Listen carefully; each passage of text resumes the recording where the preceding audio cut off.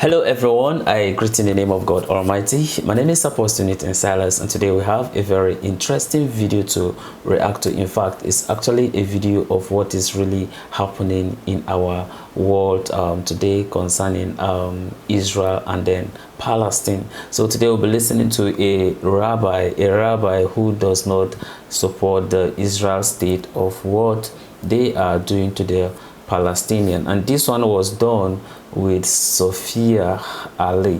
Okay, so let's listen attentively to what the rabbi will be saying at the course of the video. This one says that we cry for Palestine, Rabbi Yisroel Dovid Weiss. Okay, and I believe that this is going to be a very interesting video, so I want to urge you to listen to this video. It's actually a 20-minute video. Let's listen to it from the beginning to the end, and I believe that we are going to learn a lot in this time concerning this video. So if today happens to be the first time of you checking out my channel, don't forget to subscribe to my channel and follow me on my Facebook and Instagram. And if you have any video you want me to react to, don't forget to drop it at the comment section and I'm going to check it out. So guys, before we get on to the video, I'm a theologian and I make this video not to discredit anyone's religion. This is basically for educational purposes, and I believe that at the end of this video we all are going to learn from this. So let's get on to this video and then check this out. Welcome to Let the Quran Speak. I'm here with Rabbi Yisroel Dovid Weiss. He supports Palestinians, and I'm going to ask him why that's so. Rabbi, welcome to Let the Quran Speak. Thank you, and it's an honor, a privilege to be on your program. No, it's wonderful to talk to you. So tell me, Rabbi, why do you oppose the state of Israel, first of all, and why do you support Palestinians? Okay, first I pray to the Almighty that He bestow upon me His truth, His wisdom, that I may be worthy of conveying His message and so sanctify His name.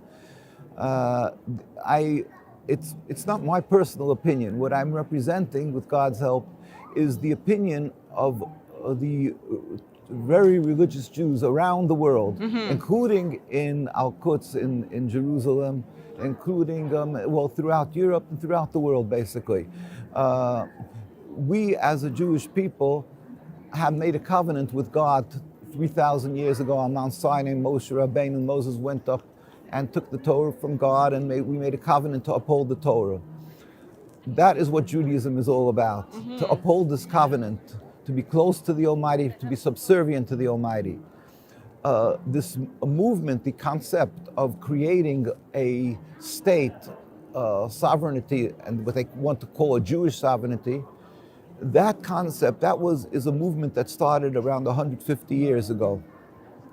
It is a transformation from subservience to God into nationalism.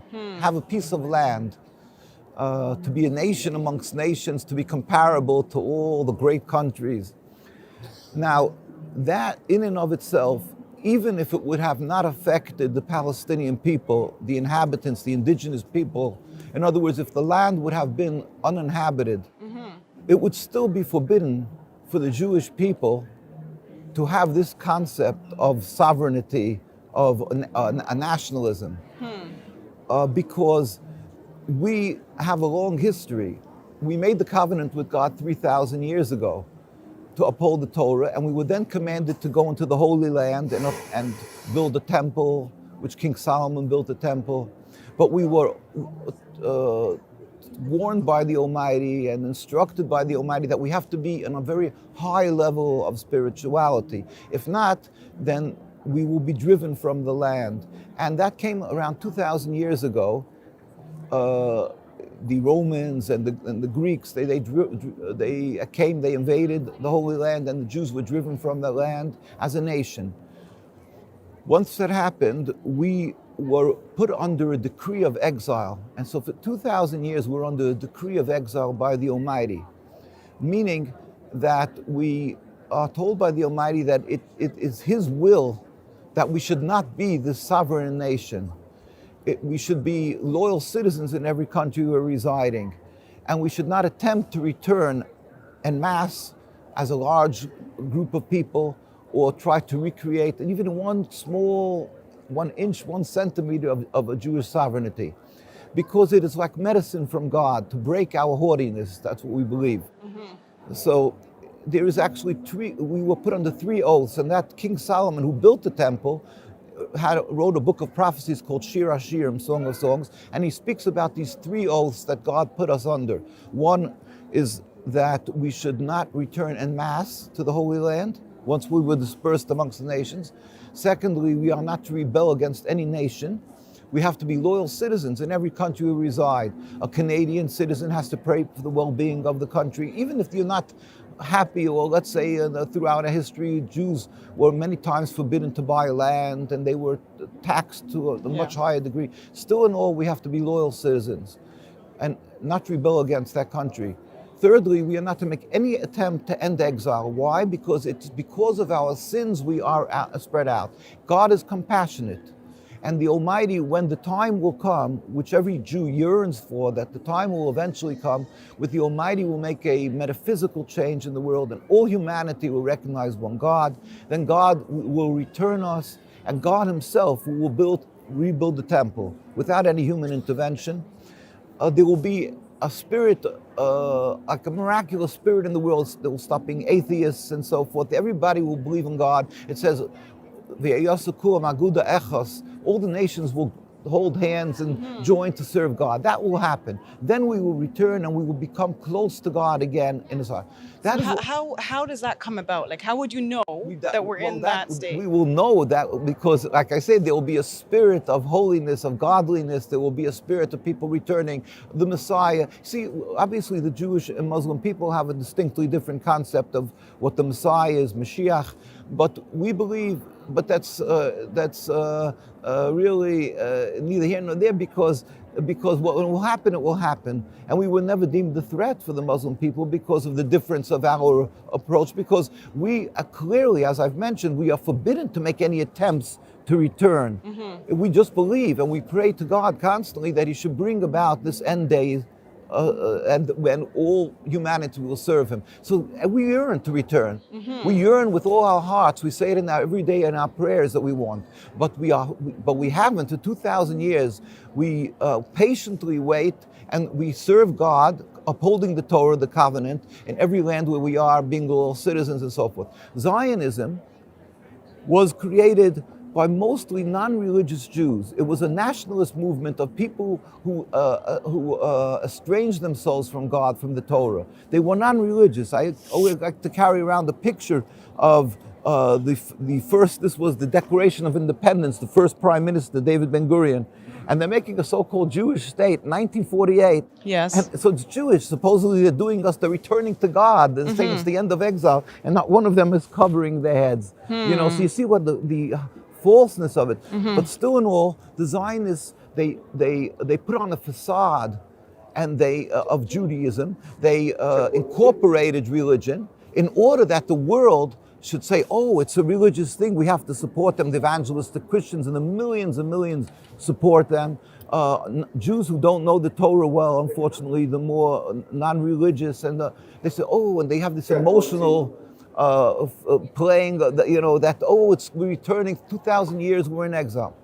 That's the difference between Judaism and Zionism. Now, so in other words, in short, and very concisely, Judaism is subservience to God, Zionism is nationalism, and it's expressly forbidden for us. So around the world, no matter what community, if you go to Argentina, you go to England, Stamford Hills in London, New York, where we're from, the very religious community, and in Jerusalem, the very religious community is in total opposition to the creation of the state. And now I have to add something very important. In other words, for us to have a state, as I said, would be even in an uninhabited land. But being that they created this state in a land that they needed for their purpose, Palestine, but Palestine was an inhabited land. The majority were Muslims. The second group of people that lived there in numbers were the Christians, and the third were the Jews. Because as individuals, we were allowed to, by God, were permitted to live there, but not as a nation. So in order for them to create their state, they had to expel at least on the best of the Palestinian people. That is, it's against, it flies in the face of what our Torah is about, because in the Torah it says, thou shalt not kill, thou shalt not steal. We have to be mahu rachum, afatate rachum, just as God is compassionate, we have to be compassionate. I mean, and certainly not to steal or kill and expel people. How dare they? And on top of that, we have to remember that in this 2,000 years of exile that we've suffered so much because we are Jews. The Jews were burnt at the stake. They tried to forcefully convert Jews by the Crusades, by the Inquisition. And when they were expelled from Spain, from Italy, where did the Jews go? The Muslim lands took in the Jews. They embraced us in every Muslim land. Iran, wherever you would like, Palestine, it was under the Ottoman Empire. They took us in and we flourished in their lands. There was no human rights groups to protect us, yet we flourished. It wasn't necessary, human rights. So now for the Zionists to come along and accuse the Muslims of an ingrained hate to Jews, or the Palestinian people, an ingrained hate. How dare they? How repugnant? How where we have to show, the Torah requires us to show gratitude for people, and to go and turn that on its head and say these people wronged us. All of this is the most criminal part of this, what the Arab and Muslim and the Palestinian people would call the Nakba. We have a picture here. Even you can see how we used to live together. And we babysat each other's children. We lived in total peace. That is why the very religious around the world, we stand in total support. We hurt, we cry with the Palestinians. We are humiliated because the Zionists took our religion and they're using it as a tool to occupy, to intimidate, to silence other people, because if you speak up against them, you're called anti-Semitic. So the religious communities, stand in opposition. How do you oppose the Zionist movement? Well, the first thing is we believe, first of all, we do not accept it. We do not participate with them. We have the very religious communities does not serve in the army, certainly not. They don't go voting. They have nothing to do with the state. We have a rabbinate there. The Zionists made a rabbinate, all for this facade.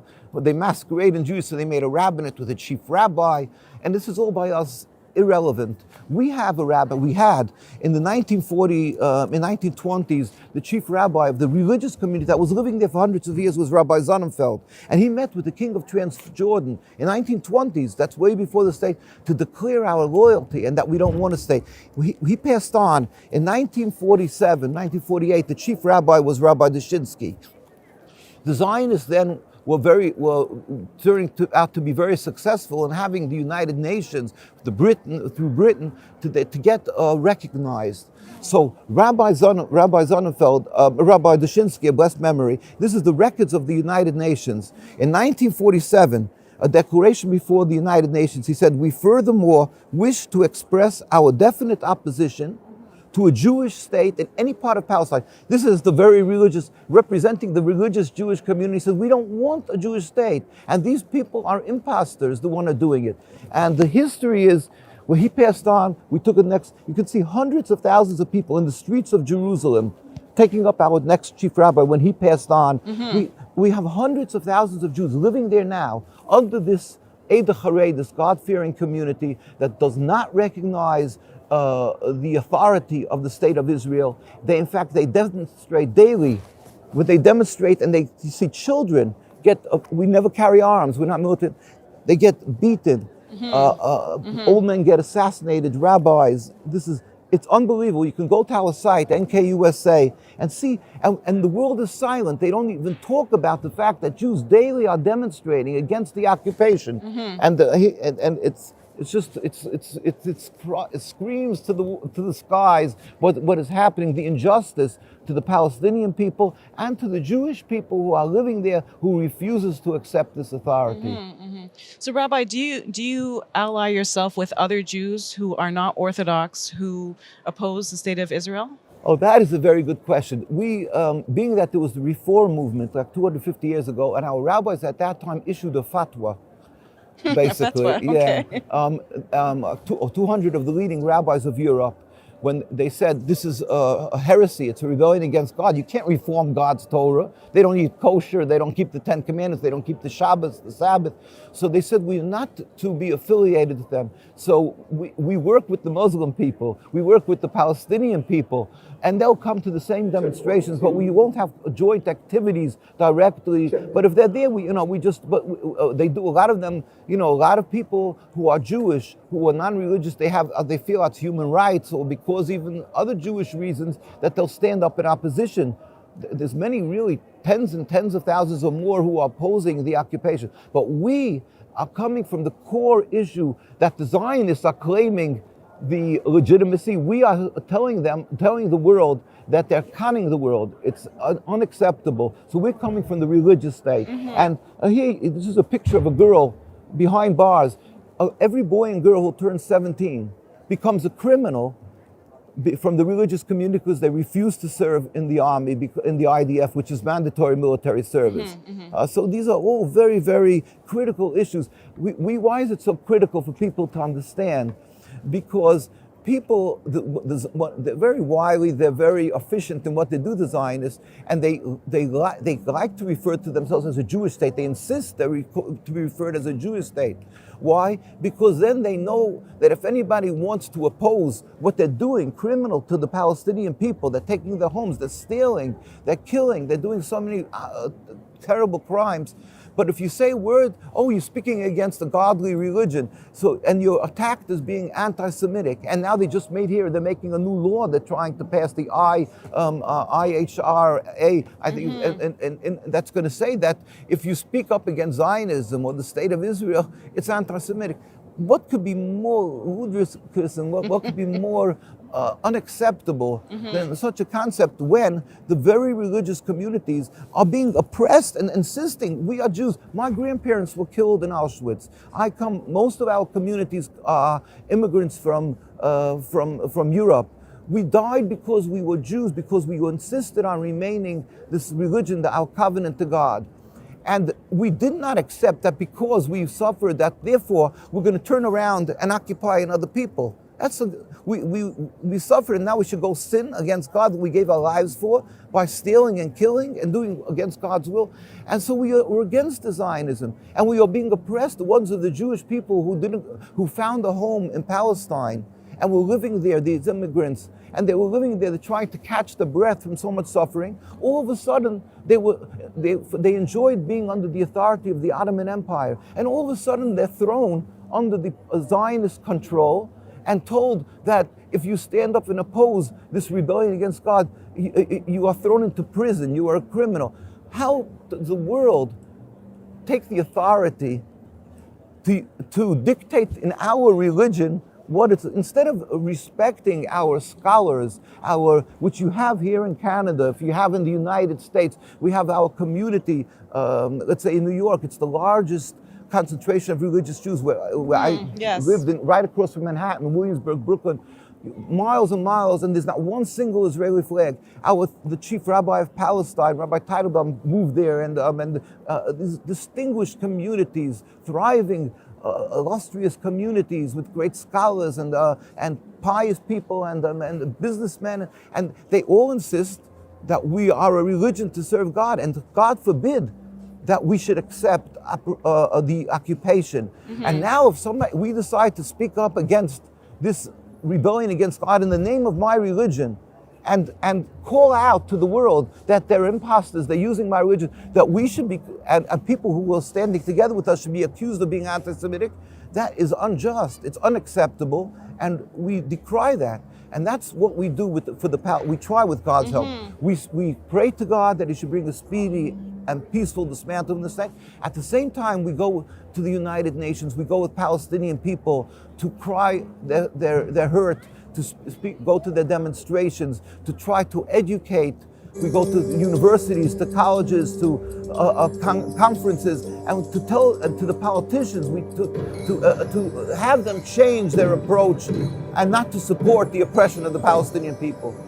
Rabbi, thank you for sharing with us today. We really appreciate it. I learned so much, and I'm honored that you came and joined us today.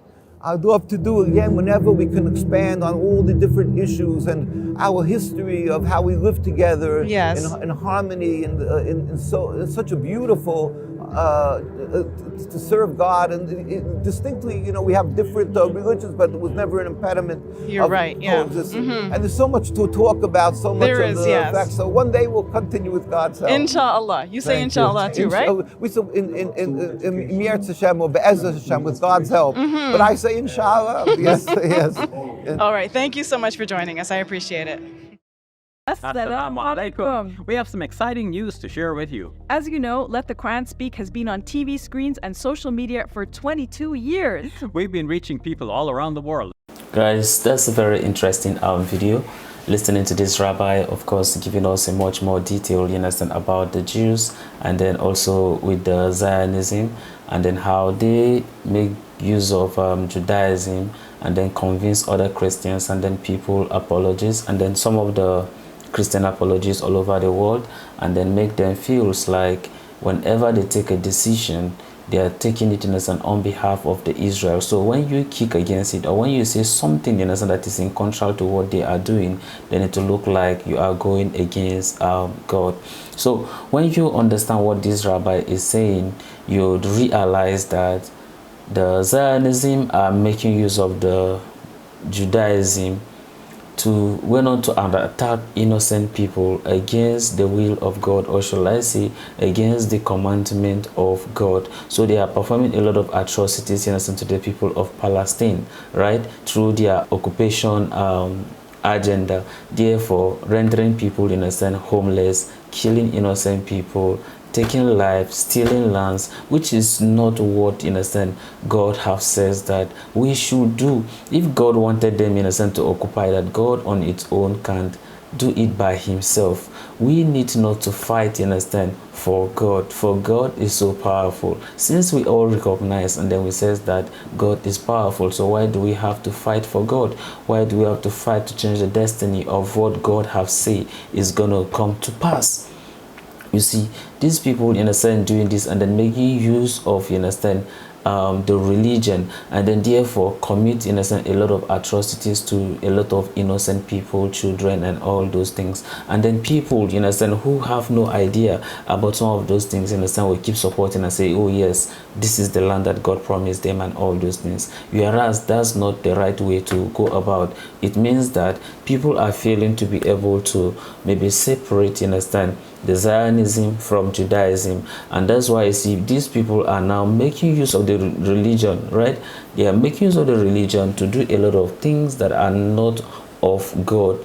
And then when you try to say, then you're like, oh yes, as if they are fighting for the religion, whereas it's not supposed to be so.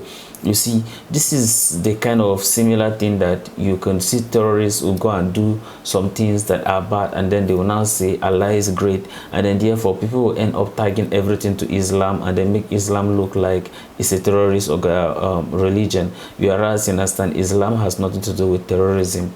In fact, Islam also kick against, innocent, killing of innocent people, right? And then this is the same thing, the same strategy that you are seeing these Zionism people, in a sense, are using. They are making use of the Judaism to go and fight people, take their lands, which is very wrong. And then they are doing these things, in a sense, for their own selfish interests. And then people who have no idea about some of these details, and then you went on, in a sense, supporting them. You could see some people saying they are organizing prayers, in a sense, for them and all those things, which all those things, in a sense, are just wrong.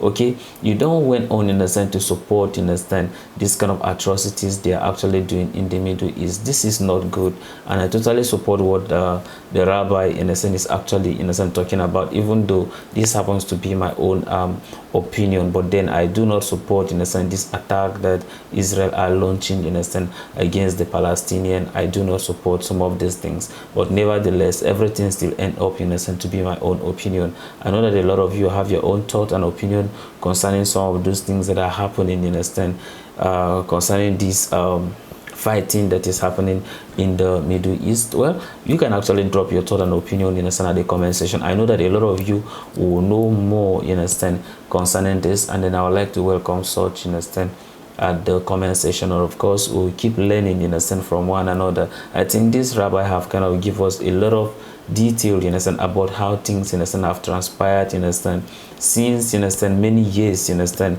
ago, before the state of Israel was formed. And then how these people, you understand, are now using it, you understand, against other people's religion. A very interesting video. But nevertheless, you know, when you see all these things, you understand, are happening, then you know that what the end is coming near, or should I say the end is near. Okay, it means that the trumpet can sound anytime, because the Bible makes us to understand in the book of Matthew chapter 24 verse 7 and 8. Okay, it says that what the signs of the last day, that's when he was talking about how nations will rise against nation, kingdom rise against kingdom, there will be earthquake and all those things, famine and the rest of it. And then when all these things, you understand, happen, that's when you now know that the end, you understand, is closer. And then all these things, you understand, are happening, you understand, in this very time now. Is for you and me to know that we need to be very closer to our maker, so that we should not die and then not prepared. That's why it's been expected of us to be very, very prepared. When you are living today, just live as if you're going to die tomorrow. Okay, I think that should be our agenda. But anyway, I know that a lot of you have thought an opinion, and I wanted to drop it at the comment section. Of course, this rabbi have says a lot, understand, concerning what is actually transpired between the Palestinian and then also the Israeli. So your thought and opinion are all welcome at the comment section, and I'm going to see you in my next video. Bye bye.